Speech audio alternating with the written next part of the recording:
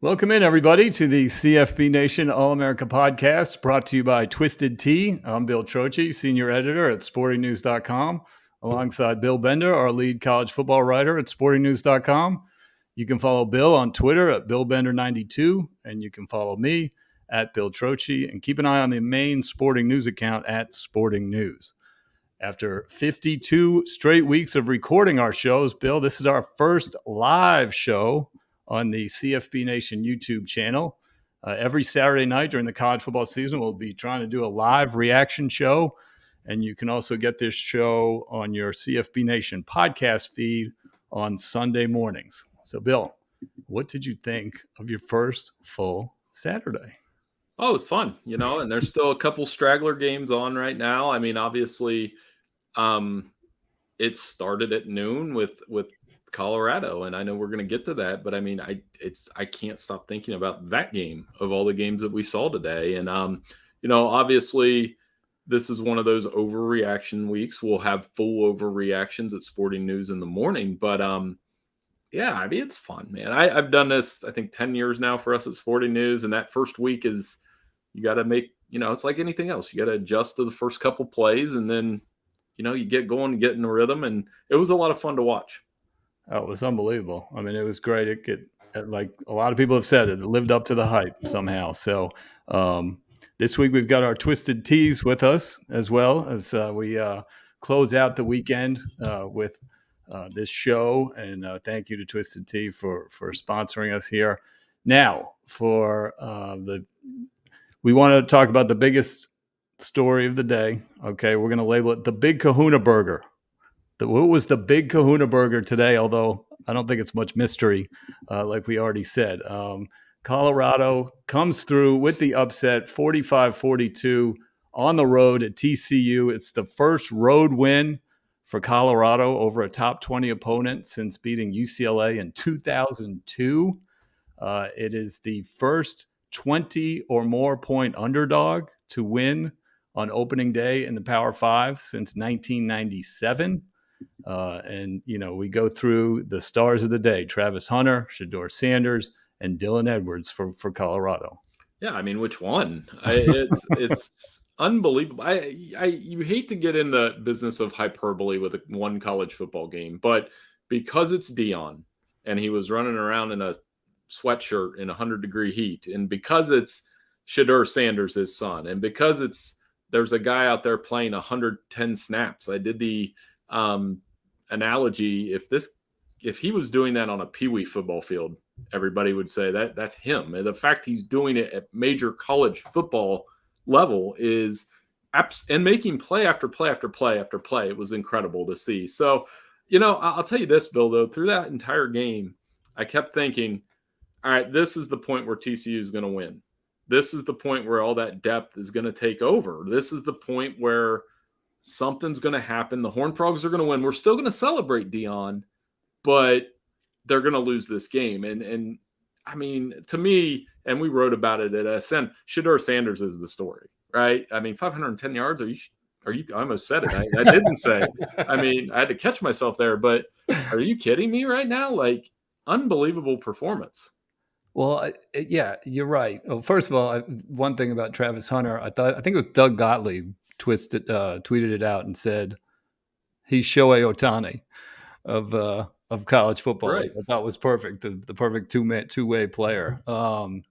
I was waiting all day for the depth to take control and to kind of overwhelm Colorado with the heat, and that both offenses were playing super fast, supercharged, tons of snaps, rushing to the line of scrimmage, and it just never happened. Right. Colorado did not wear down their offensive line and defensive line.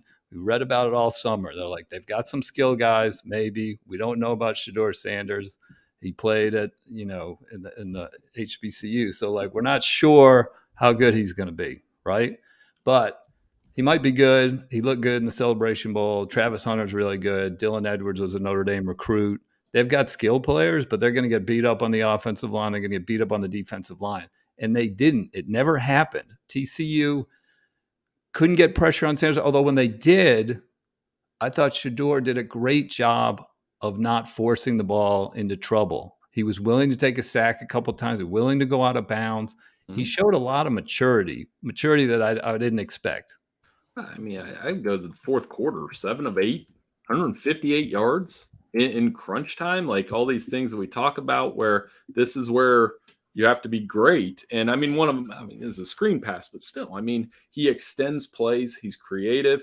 I mean, you saw him, like you said, in that. I watched him in that game as well, but on TV, and you thought, hey, that's pretty good. You see his Jackson State numbers, and you're like, okay, I mean, that's pretty good. How's it going to translate? Apparently, it translates very well. And as I was telling you, I think what you can expect now, especially this week with how this news cycle works, you're going to see NFL pundits talk about him as a first-round pick next year. You know, Anthony Richardson got this treatment last year. I remember it very well. And look what happened. He got taken in the first round. So Shedeur was amazing. And, you know, I'll ask your thoughts on it. But naturally afterward, Deion's press conference started to make headlines because I kept receipts, you know, very defiant, very Deion, as we've become used to. And that's the part where they instantly become polarizing, because what I see is a pretty good story, good for college football. There are going to be the fair share of haters out there. And that's what's going to make, I don't even think next week, to me, Nebraska, I'm looking more down the line. When they play USC in a couple weeks, that's when all of this is going to reach its peak. Yeah, well, it's going to be a huge peak next week. I texted Matt Fortuna, who was there at the press conference, at the game, friend of the podcast. I said, looks like Deion is taking the win in a humble, classy, low-key manner. And he gave me an amazing and a laughing emoji back. So, yeah. No, he did keep receipts, and he was likable in the whole underdog story during the game, but he did not come off as likable during the press conference, unless, you know, you're ready to be like one of the people that say, oh, it's what I'm giving the middle finger to everybody. I knew Colorado was going to be good and all that stuff. Although a lot of the public did put money on Colorado. So right. Maybe they are right. Maybe all the experts are wrong. I don't know. I want to go back to Travis Hunter just for a second. Like, what did he have? 11 catches for, I have it in front of me, 11 catches for 119 yards, and he drew 2 pass interference penalties, one of them in the end zone that led to a touchdown. He was their best receiver by far, without a doubt. And then defensively, he made that great tackle on the TCU, busted a run for 75 yards all the way down to like the 5 or 10 yard line, and he hustled through and made a great tackle on that to prevent a touchdown. And then I think it was 3 plays later, he made that unbelievable interception. So, like, there's almost more. The numbers were crazy, and it was almost more than just the numbers with him. Yeah, and it's different. We've never seen anything like that. I mean, this isn't Charles Woodson or Jabril Peppers. They were defense guys first who played a couple plays on offense. You know, I reached all the way back to Gordy Lockbaum, the Holy Cross player that actually finished that. That's a long form we need to write about a guy from Holy Cross that finished top 5 in the Heisman in the 80s. He wasn't doing that at Division I level. So, I mean, it's truly mind-boggling, all of those things. And that is why it created such an overreaction. You know, you can't pick one. It's like, who is the biggest overreaction? Is it Deion? Is it Son? Is it Travis Hunter? And I think the answer is all 3. So, yeah. I mean, it really registered as the largest storyline from, I mean, everything else after, to me, was like, that's okay. I mean, there was good games, but nothing like that. And by the way, TCU has lost 3 of our last 4 games. So that's a little, they were 12-0 not too long ago, but yeah. So anyway, you had Big 12 champions in your story. I took it out. They actually lost the Big 12. That's right. That's good. Right. And I think a lot of people think they were the Big 12 champions. So that wasn't a surprising mistake there. So let's move on. You did your overreactions. That's going to be published in the morning. And one of the things you were focused on, not only Shedeur, but the rest of the quarterbacks in the Pac-12, starting with Michael Penix. Washington buried Boise State 56-19. Boise hung in there for a while. I think they're going to win some games this year. They had a good running game, I thought. But Penix, it reminded me of Tennessee's offense last year, where just Hendon Hooker was just throwing the ball 30, 40 yards downfield, and people were wide open all the time. And Penix was just so accurate. I love his left-handed kind of flinging it. 5 touchdowns, 450 yards. So he was one of the Pac-12 quarterbacks you talked about. Who else did you see today? Just the Pac-12 quarterbacks in general, and we've got some comments in the chat here saying, Dante Moore's doing it. So now I'm going to have to watch this too on top of everything else. Yeah, I got that game on over there. Yeah. So, I mean, on top, Cam Ward had a big game today. By the way, I added that into my story for tomorrow. Cam Ward was great. We'll see DJU tomorrow. I mean, this was just we said all offseason. Don't forget the Heisman winner. Oh, yeah. I mean, Caleb Williams, obviously. So, and Bo Nix. Incredible. Bo Nix, Oregon scored 81 points. I mean, the Pac-12, why are we getting rid of this conference again? I mean, right when they hit what could be the most entertaining year in the conference in the college football playoff era, we're getting rid of it. Unbelievable. So, it definitely is the best collection of quarterbacks. They're all very good. I think it's going to be thrilling football all the way through. I feel like we're shortchanging Michael Penix. That was supposed to be a close game. So, I mean, just an amazing – that's the story of the week to me is Colorado, Pac-12 quarterbacks. These games are going to be amazing. You have to stay up to watch them. We appreciate our listeners for watching Dante Moore, and we go from there. Yeah, no question about it. I mean, the league is deep, and it just makes you wonder – why George Klavikov and Apple couldn't come to a satisfactory agreement. I mean, is Apple kicking itself after this weekend being like, we could have had these guys locked up if we opened the checkbook a little bit wider. One other thing you touched on in your overreactions was the situation at Ohio State. They won 23-3 against Indiana. Clearly not up to Ohio State standards. I think they expected to get at least probably 40 points against Indiana. Indiana projects to be probably one of the worst teams in the Big Ten, along with Northwestern and Rutgers.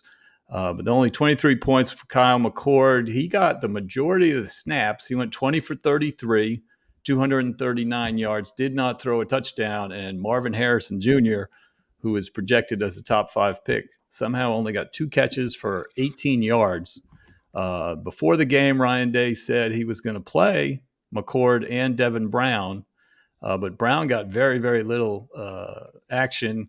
What's your takeaway from Ohio State, and do you think they will change their approach as they prepare for this Notre Dame game at the end of September? Well, I know what Columbus radio is going to sound like on Monday morning. I'm one of the leadoff hitters on that at 6:30. I was going to say, you're going to be on it yourself. So. I know. I'm a leadoff hitter on the good folks at 97.1 are really good to me, but I know what they're going to hear the rest of the day, and it's going to be Devin Brown. When that's not, to me, the answer. It's why aren't they running the football? And what's this offensive line? In fairness to Kyle McCord, his best throw of the day was a touchdown to Marvin Harrison. They got called back because Marvin Harrison stepped out before he came back in the field of play. They called the penalty. It was a really good throw. They got the ball to Cade Stover. I think Ohio State's fine. They didn't play well. The good news is the defense was much better, and they've got 2 weeks to iron all this out before Notre Dame. But on the flip side of this, it really is an opportunity for Notre Dame because there is no quarterback drama. Sam Hartman, 2 games, looks awesome. It's going to set up. This is going to be a really good game. It's going to put a lot of pressure on Kyle McCord. The thing that kind of got me a little bit is Ryan Day afterwards said, yeah, I wanted to play Devin Brown more, but it wasn't in the flow of the game. You know, the kind of things that coaches say, if McCord was really struggling or if Brown was that good, you would have turned to Brown at some point in that game. It just goes more to like people worrying about Ryan Day doesn't know how to in-game coach. You know what I mean? Like he couldn't figure out how or when to get his backup quarterback in there. I mean, McCord had 10 points at halftime, and it was 10-3. And I think he was scared to go with Devin Brown in a 1-score game, and he shouldn't be. You know what I mean? And I just think in these big games, he's had questionable situations, and then people get on him for whatever. And I think this is maybe a little symptomatic of that. Is that fair to say? Yeah, I mean, sure. And I don't – the way Indiana didn't move the ball at all, and I think that would have allowed for Devin Brown to get more than 3 passes in the game. So they're going to get a lot of questions about Kyle McCord, but I still think it's a symptom of, where's TreVeyon Henderson? Where's he at from his freshman year? Where's this dominant running game that they should have, that they should lean on while they have a first-time starter? And and it wasn't there. It was there in spots, but of the big three in the Big Ten East, and not to say this is how it's going to look at the end of the year, but I mean, there's no question they looked third best. They had the third best game of the three behind Michigan and Penn State. Right. Speaking of Michigan, you paid attention to them. You paid for Peacock. I still haven't paid for Peacock. All I can go by is the numbers. J.J. McCarthy kind of led a little Harbaugh tribute, protest, whatever it was, with his free Harbaugh T-shirt before the game. Then they lined up on that what formation? What do they call that formation? He called it trains or something a couple of years ago. That's right. They lined up in a big train, and then he told them to get in the right spot. So they held up number 4 for Harbaugh as he does game 1 of his 3-game suspension. No real suspense in that one, but you came out just loving McCarthy. Yeah, he looks like he's taking the next step. He was he looked like a first-round pick. Yeah, he looks like a first-round pick. He's got, when everybody flipped out at Big Ten Media Day about J.J. McCarthy, he compared him to Mahomes and Allen, and everybody lost their mind. It's not the skill set, it's the intangibles.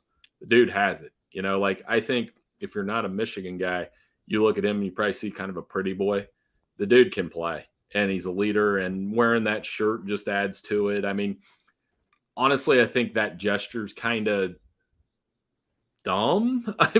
Because he's suspended because he broke rules. It's not, you can rally around your coach in whatever way. And it was self-inflicted. They self-imposed it. So are they protesting their own school? It starts to look like that. But you know what? For those people that said it was going to be a distraction, it's clearly not. I think it's brought this team together. They pumped the brakes in the second half. They eased Blake Corum back. He had a couple nice runs. Honestly, though, most impressed with Michigan's defense. Fast. Yeah, a lot of guys back, a lot of impact players back. Funny, it's always funny. There's 2 things we're going to talk about, and we're talking about Penn State covering late. Well, Michigan was up 30-0, and East Carolina called a timeout with 6 seconds left to kick a field goal to break the shutout. And you could just see Jesse Minter, and that's a defensive coordinator, interim coach, and I'd be doing the same thing. I'd be like, are you serious? Because that goes on his resume as a shutout. That's right. You touched on, let's talk on the third Big East monster, Penn State. They beat West Virginia 38-15. Drew Allar surprisingly got the start. James Franco would not name him during the week, but he was the starter and went 21 for 29, 325 yards. 3 touchdowns, had a real long pass, 75 yards, I think, to start the game to give Penn State a 7-0 lead. Penn State was in control the whole game. They couldn't really put it away. They missed 2 field goals. They dropped a couple passes in the red zone. Eventually, they were way out in front. And then the end of the game, James Franklin adds a tack-it-on touchdown with 6 seconds left. Could have taken a knee. West Virginia out of timeouts at the 5-yard line. They decide to run one more play. They run it in, and it ends up being 38-15. That's irritating. That's not really how you do it. That irritating. Yeah, it was not great against the spread for Sporting News this week. I'm like 6-10 with a couple tomorrow. That's right. They did cover the spread, which is another interesting. 9 out of 10, you take a knee there. I don't know what message he was trying to send. And now you know why the James Franklin haters exist, because he does things like that. And you know what? Good for him. That's the message they're sending, that they're cutthroat, that they're coming. Drew Allar was great. Great debut. They missed a couple field goals. Their defense is good. They are, to me, what Michigan was last year. That's what they look like. They look like Michigan last year. They have all those pieces necessary to make a playoff run. The problem with that is they still got to beat Ohio State, which I think will get things together. And Michigan isn't Michigan last year. Michigan is Michigan this year, and I think they're better. But Michigan has to go there. And tonight was another reminder of how awesome Beaver Stadium is at night. Of all the environments I saw on TV today, that's still the best one. It was gorgeous. The uniforms were gorgeous. The turf was looking really good. And NBC did a good job. It felt like a big game. The production of the whole thing was good for their first, Big Ten game on NBC. So they did a good job. Let's touch real quick on the Big Ten West leader, Wisconsin, or expected leader, Wisconsin, Tanner Mordecai. made his debut. It was a little bumpy. He threw 2 interceptions. One was, I think, a pick six. The other was a long return. So that wasn't good. With all this talk with Phil Longo, the new offensive coordinator, and the spread and the passing and all this, Wisconsin goes out and runs for 300 yards, just like they always do. Yeah, there were bumps, but for those Big Ten West schools, there were bumps, but Wisconsin's going to be solid, and not quite the full-fledged blowout I thought it would be, but yeah, Mordecai has work, Braylon Allen, they're still going to run the ball and play power football, and it's a good of all the first-year coaches. Luke Fickell's debut probably went a little under the radar. And then the other night game that we kept an eye on pretty close was North Carolina and South Carolina. I loved how the end zones each just had the word Carolina in it. There was one red Carolina, one blue Carolina. They both wore their dark uniforms. South Carolina had just a C on their helmet. They're trying to fight for that Carolina. Anyway, I guess North Carolina, they need a trophy that just like carry the Carolina thing around or whatever. North Carolina would win the Carolina trophy for this 31-17. South Carolina started to make it a game late. North Carolina's defense held, which doesn't always happen. North Carolina actually didn't score in the fourth quarter, but they walk away with 31-17. Drake May had an awesome touchdown in the third quarter. Great pass when he was getting hit, about 25 yards or so. What's your takeaway from this one? Did you expect the North Carolina defense to show up? And if they are for real, that might shake up the ACC a little bit. Right. I mean, yeah. And I think congrats to Mac Brown, first coach to ever get 100 wins at 2 different places. So I thought South Carolina was going to win that game. The energy was good early. Drake May, with him, they'll have a chance to win the ACC with that improved defense. Now they got to go to App next week, or App's coming to them. And that was a high-scoring game last year. So, there's a lot of work to do for the Tar Heels, but they'll definitely compete. And I see Zach Martin commenting, how about Iowa not scoring 25? They need to average 25. They only scored 24, and it was against one of the worst defenses, at least on paper, that they're going to face all season. So, but to be fair, Cade McNamara was banged up a little bit. He left early, but Brian Ferentz not quite on pace as of week 1. No, but that's what Iowa. If anybody thought Iowa was going to come out and score 40 this week, they didn't. It'll be a typical wacky game against Iowa State next week, but for now, the Hawkeyes are 1-0, and they'll still be in the mix in the Big Ten West. There's some other teams in the Big Ten West that had a worse weekend. Let's jump into Big 12 real quick. Oklahoma scored 73 against Arkansas State, and Butch Jones, that he did not look happy on the sidelines there. Texas 37-10 over Rice. It was 37-3 at the end of the third quarter. But the big story, Arch Manning didn't get off the bench. Malik Murphy plays the whole fourth quarter, 2 drives, and they ran out of time. Poor Arch did not get off the bench. And I think there's some Texas fans that are worried he's going to jump into the transfer portal. No, I don't think that's going to happen. They're just angry. Texas, they got the job done. They're going to move on, and we'll talk a lot about them next week on the podcast for sure as they head to Alabama. But, yeah, I'm not worried about Arch Manning transferring. I thought they were going to win by a few more points. But Quinn Ewers looked sharp. Oklahoma looked really good. They could have covered a 35-point spread twice against Arkansas State. And I think Butch Jones immediately becomes a candidate to be first coach fired in 2023 now. Yeah, that was pretty nasty. The SEC didn't have a ton of eventful scores. Tennessee 49-13. You wanted to see how Joe Milton looked, but really they just kind of beat Virginia up on the ground. And then Nico came in 2 for 3 in mop-up duty behind Milton. Virginia, good to see them back on the field for the first time since that shooting last year. They canceled their last 2 regular season games after the tragedy in Charlottesville. And so they were back in the field, and Tony Ella talked about, just it was victory just to get back out on that field. And, but Tony Muskett, the transfer from Monmouth at quarterback, did not produce a lot of offense, but it looked like Joe Milton, he's up to the challenge. He didn't put up the Hendon Hooker numbers, but he didn't really have to. No, in a strong running game in a game like that helps a young quarterback. You saw that with Drew Aller. You saw that with J.J. McCarthy last year. Saw that with Jalen Milroe in Alabama. I mean, if you have a consistent running game that gets the job done, you're going to be fine. So not worried about any of those guys. Tennessee is got bigger games coming, obviously, and they got Florida here in a few weeks. I guess Florida's a different discussion maybe for later in the week, but Tennessee looked good. They looked the part. Yeah, I mean, it was blowout city really in the rest of the conference. Georgia 48-7, no problem. Alabama 56-7, and kind of on down the list. Ole Miss 73-7. So yeah, so we went through the SEC, and I think that's all we got. I got two little segment here called Sad Saturdays. Okay, two teams had very sad Saturdays. One was Boston College. Mm-hmm. They lost to Northern Illinois, who went 3-9 last year out of the MAC. Lost to them in overtime. They had to rally to force overtime.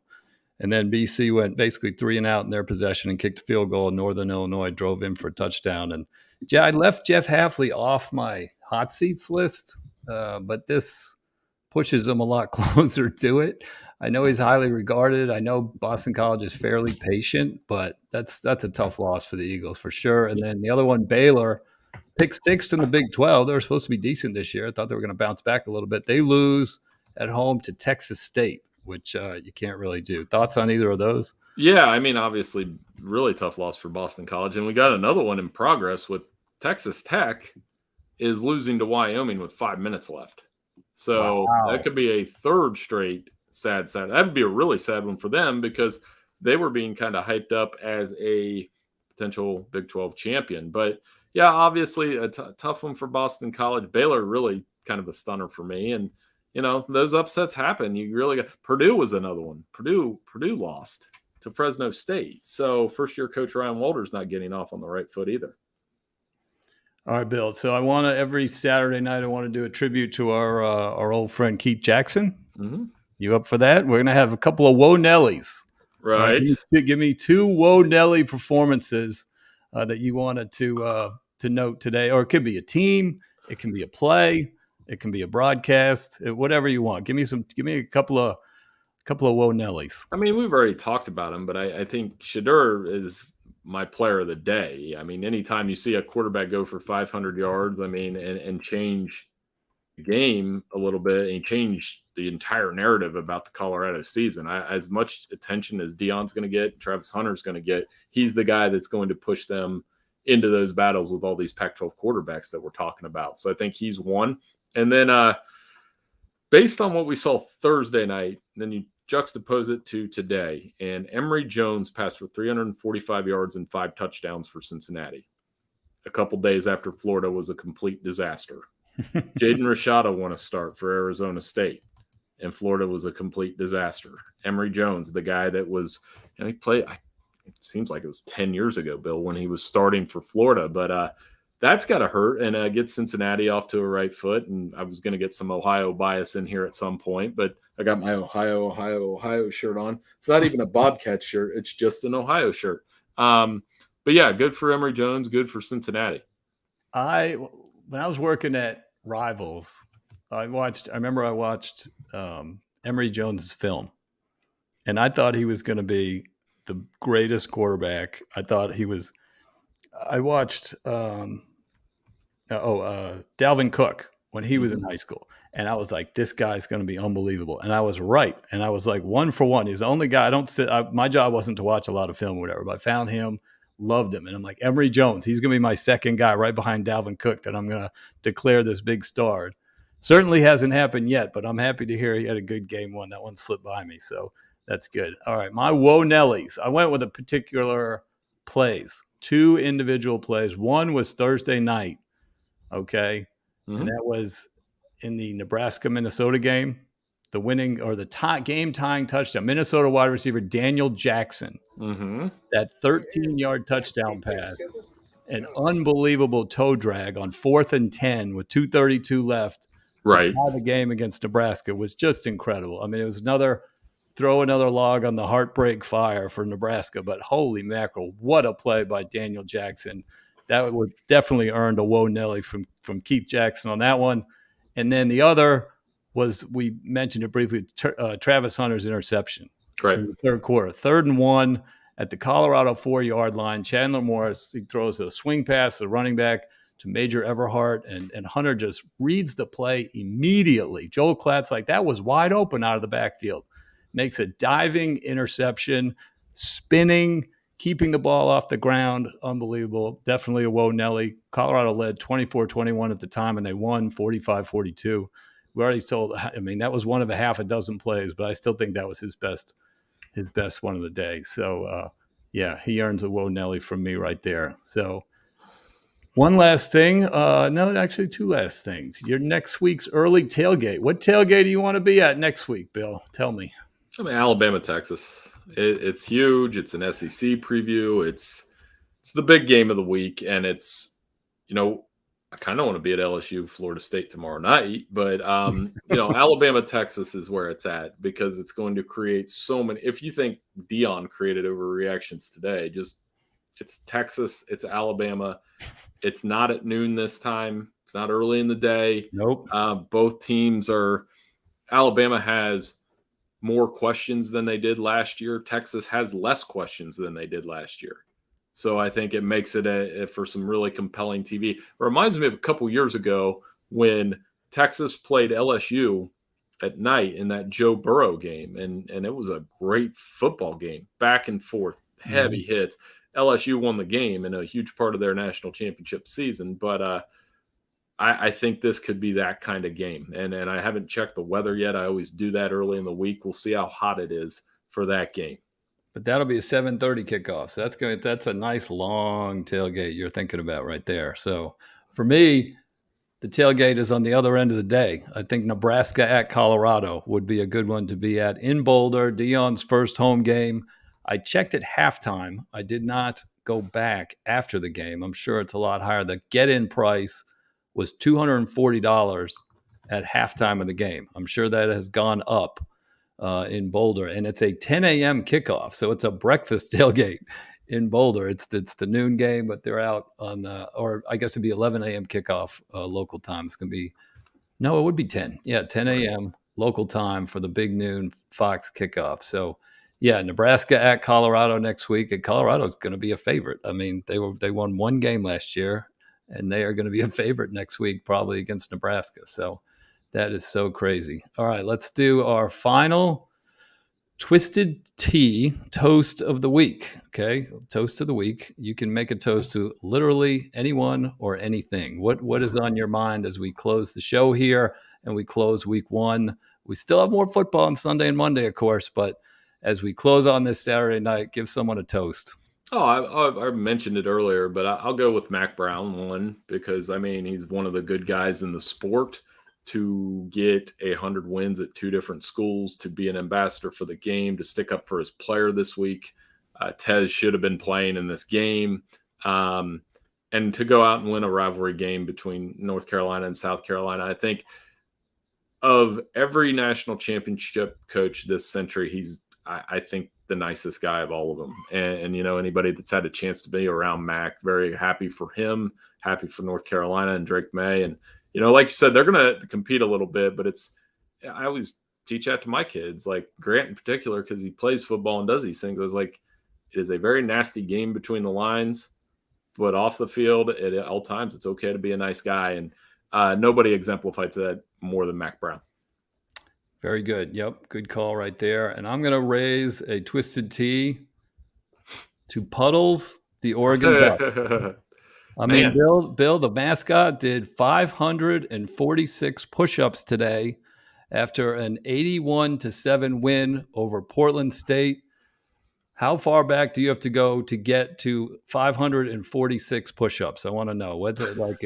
We talking years? Like, are you still doing push-ups every now and then? He did 546 in one afternoon. I'm happy if I can get to between 25 and 50 at my age, and then but if it was 500 and how many? 56? Yes. I mean, that's absurd. Good for him. Good for Oregon putting up the 80 spot. I did look, I think I put that note in there back in 12 that Oklahoma State beat Savannah State 84-0. I'm not a fan of those games, as you know. I'm just not. When you see 70 and 80 points scored in a game, it probably shouldn't be played. But Oregon, props to them for getting it done. All right. Yes, that guy's going to have some sore chest. I mean, he did the whole thing wearing a mascot uniform as well. So let's not forget that part. But anyway, that was fun. Week 1, fun show. Thank you to everyone for listening to the CFB Nation All-America podcast, brought to you by Twisted Tea. You can listen on Spotify and Apple Podcasts. And thanks to everyone who came in here for watching on our YouTube channel at CFB Nation for our live show on Saturdays. Thank you to Irish Breakdown, your source for Notre Dame football information. We will be back throughout next week with more episodes. And don't forget to join us each Saturday night right here for our live reaction show around 11:30. Could jump around that time. Might jump around a little bit, depending on our sporting news responsibilities. But once again, thank you, everybody. Enjoy the rest of your night. Enjoy your Sunday. And we will see you soon.